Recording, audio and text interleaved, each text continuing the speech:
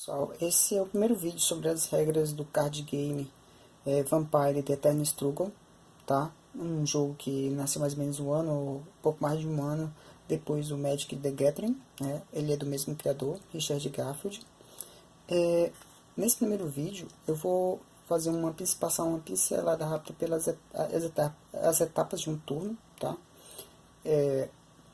E depois, nos vídeos posteriores, eu vou explicar as regras com mais detalhes. Esse é para vocês terem uma ideia do jogo como um todo, tá? Então, é o seguinte. Qual é a temática do jogo, né? No vídeo anterior, eu falei para vocês que ele é baseado no RPG chamado Vampira Máscara, certo?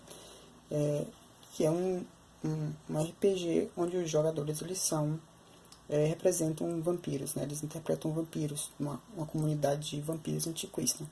Então, nesse jogo, os jogadores, eles são vampiros antiquíssimos, vampiros da, sei lá, terceira geração, né?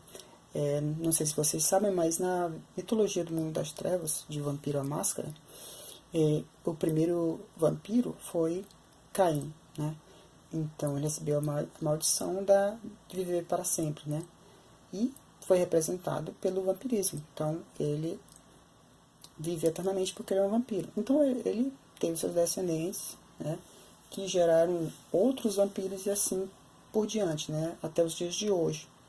Ou seja, há, desde aqueles tempos pré-dilúvio, diversos vampiros, diversas gerações de vampiros. Então, os jogadores representam um pequeno grupo de vampiros antiquíssimos que jogam um jogo de poder eterno, né? Uma luta eterna entre eles, influenciando, controlando, né? Manipulando os vampiros de gerações mais novas. Então, é basicamente isso. Então, qual é o objetivo desse jogo, né? O objetivo desse jogo é, ao final da partida, você ter mais pontos de vitórias que os seus oponentes. Como é que você consegue esses pontos de vitórias? Como eu falei antes, esse é um jogo multiplayer, um jogo para até 5 jogadores, idealmente 4 ou 5 jogadores, né? Em que é o seguinte, o vampiro que está à tua esquerda é o teu predador, certo? A direita é o teu predador.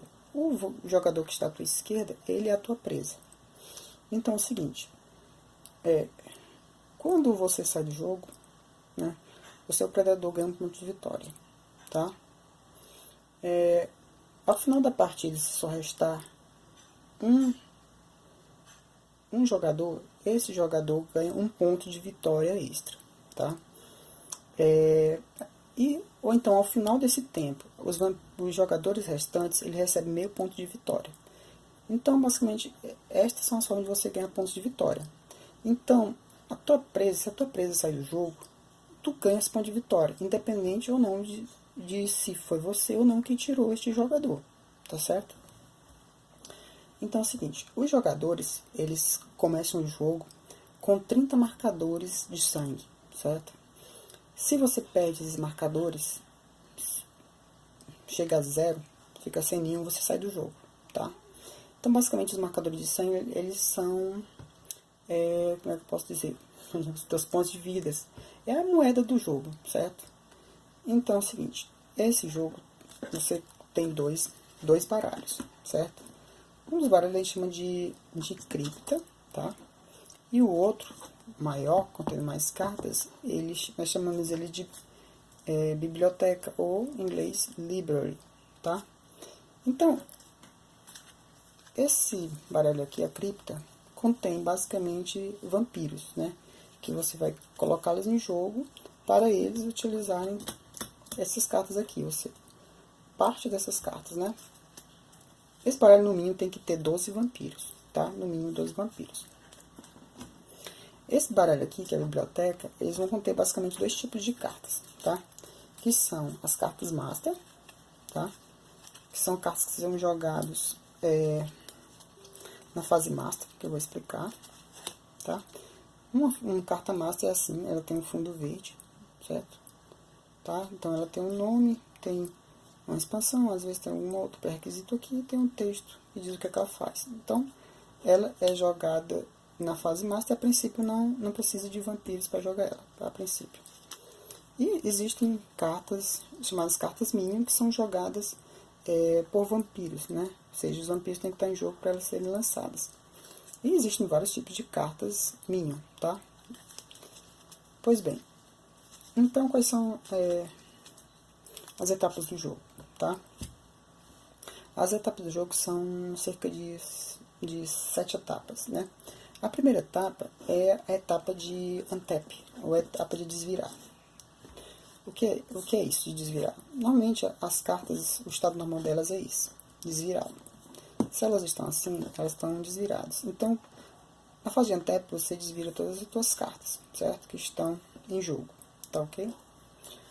E você também, existe um conceito do jogo chamado de vantagem, ou em inglês edge, que é um marcador especial, né, que está na posse pode estar na posse de um dos jogadores. Se esse jogador tiver com esse edge, né, essa vantagem na fase de untap, ele recebe um marcador de sangue para ele colocar na reserva dele, certo? Pois bem, a próxima fase é exatamente a fase Master, que é a fase em que você recebe uma ação de fase Master, e com essa ação você pode jogar uma carta Master, basicamente, certo? Você joga, às vezes algumas têm algum custo, normalmente o custo é de marcadores de sangue, né? Da tua reserva, tu paga, e realiza a ação que tem na carta. No geral, geralmente, as cartas Master só são jogadas no teu turno, beleza? Depois da fase Master, aí que nós temos a fase Minion, certo?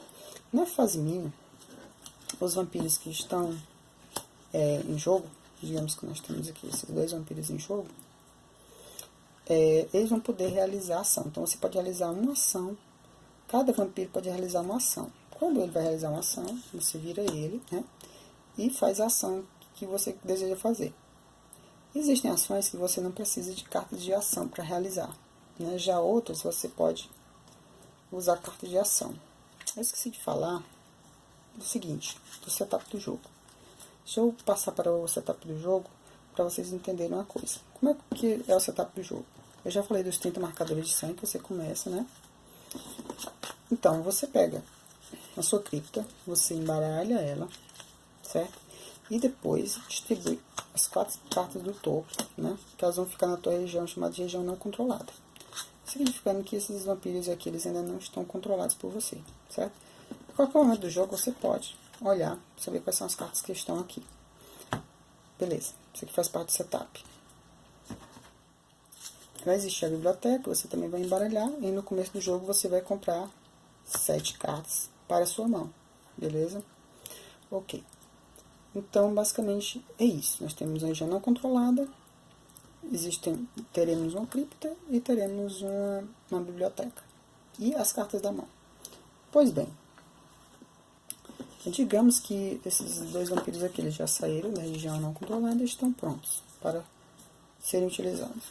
Tudo bem? Ok.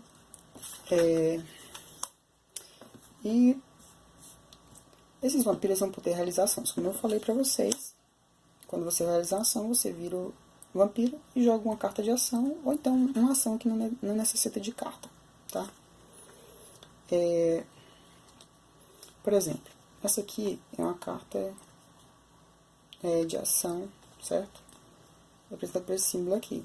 Então, digamos que esse vampiro realiza a ação e a ação é essa, ok? Então, essa carta aqui tem um pré-requisito para ser jogado, que eu não vou entrar em detalhes agora. E vão existir outras cartas que você poderá utilizar. Por exemplo, depois que você jogou a carta de ação, e depois de qualquer resposta eventual de um dos jogadores, se puder acontecer, você pode jogar outras cartas de ação. Por exemplo, você pode colocar outras cartas de ação, não, outras cartas Minion. Você pode jogar um modificador de ação, representado por esse símbolo, certo? Que ele vai basicamente modificar essa ação que você está tentando realizar, certo? Vão existir outros tipos de ação, que, por exemplo, essa ação aqui, que é uma ação do tipo aliado, que você coloca, se ela fizer efeito, se ela acontecer, ela coloca esse aliado em jogo, né? Certo? E também na fase mínima pode acontecer de termos combate. E durante esse combate, só esses cartas desse tipo aqui podem ser utilizadas. Tá ok? Também não vou entrar em detalhes sobre combate agora. Ok. Então os vampiros, eles usam a fase mínima para realizar suas ações. Certo? Acontece que as ações elas podem ser bloqueadas por outros jogadores, né? Por vampiros de outros jogadores. Quando uma ação consegue ser bloqueada, que normalmente você tenta bloquear, às vezes com a ajuda de uma carta do tipo mínimo, desse tipo aqui, ó. Cartas de reação, tá? Então, às vezes, com a ajuda dessa aqui, elas ajudam você a bloquear uma ação de um outro vampiro, certo? Quando ocorre esse bloqueio, ocorre um combate. E aí, como eu falei, vai ocorrer um combate entre o vampiro que está realizando a ação e o vampiro de outro jogador que bloqueou. E somente cartas do tipo de combate vão poder ser utilizadas. Tá ok? Então, e assim, normalmente na fase mínima que você tenta atacar a sua presa, né? Ter como alvo a sua presa. Que eu também vou falar com mais detalhe no outro vídeo como é que ocorre esse ataque. Passando da fase mínima, nós temos a fase de influência, né? Ou fase de influência, que é a fase em que você vai poder trazer esses vampiros para o jogo, tá? Basicamente assim, você recebe 4 ações de transferência na sua fase de influência. E o que você pode fazer com essas 4 ações de transferência? Você pode gastar uma ação de transferência para pegar um marcador da sua reserva e colocar no vampiro, certo? Que está aqui nessa região. Você pode gastar 2 ações de transferência para fazer o contrário. Pegar o marcador daqui e devolver para sua reserva, certo? Ou você pode gastar todos os 4 marcadores de transferência de uma vez para descartar uma carta daqui da região não controlada e comprar uma do topo da sua cripta e colocar aqui na área não controlada, certo? No final dessa fase aqui de influência, se a quantidade de marcadores em cima desse vampiro for igual a esse valor aqui, certo? Que basicamente representa a idade desse vampiro, ele entra em jogo no final da fase de influência, com esses marcadores em cima. E esses marcadores vão servir tanto para dizer se ele está com condições de realizar ações, né, como para pagar o custo de algumas ações que exigem um custo em sangue que vão estar em cima dele, certo? Beleza? Depois da fase de influência, nós temos a última etapa, que é a etapa de Antep, a etapa de desvirar. Que você recebe também uma ação de desvirar, né? Uma ação dessa fase, que você pode, basicamente, você descartar uma carta da sua mão e comprar outra do topo da biblioteca, tá? Você também pode usar essa ação, ao invés de descartar, jogar uma carta de evento, que é um outro tipo de carta que tem no jogo, que você só joga ela na fase de descarte, tá? Após essa fase de Antep, você passa a vez para o próximo jogador, para sua presa, no caso, né? O jogo vai funcionando no sentido horário. Vamos ver se eu tenho mais alguma coisa a dizer. Eu acho que basicamente é isso, assim, para um primeiro vídeo, né? Vocês veem que, tipo assim, passando por cima de regra ele não é complicado, né? São as etapas simples e bem diretas.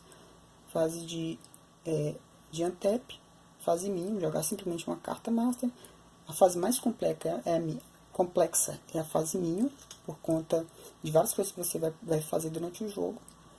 E a etapa de influência também é bem simples, normalmente isso acontece bem rápido. E a de Antep também. Uma coisa a lembrar, que eu esqueci de falar.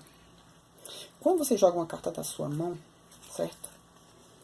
Você vai ter que ter 7 cartas na sua mão. Quando você joga uma carta da sua mão, você repõe. Você compra uma carta da sua biblioteca e coloca na sua mão para repor, certo? Modo geral é isso. Joga uma carta, compra outra. Você fica repondo a mão, para manter 7 cartas na mão, certo? Como regra geral. Vão haver exceções. Então, é isso, pessoal. Então, no próximo vídeo eu vou detalhar mais algumas coisas do jogo, para você ter um entendimento melhor, tá ok? Então, até o próximo vídeo.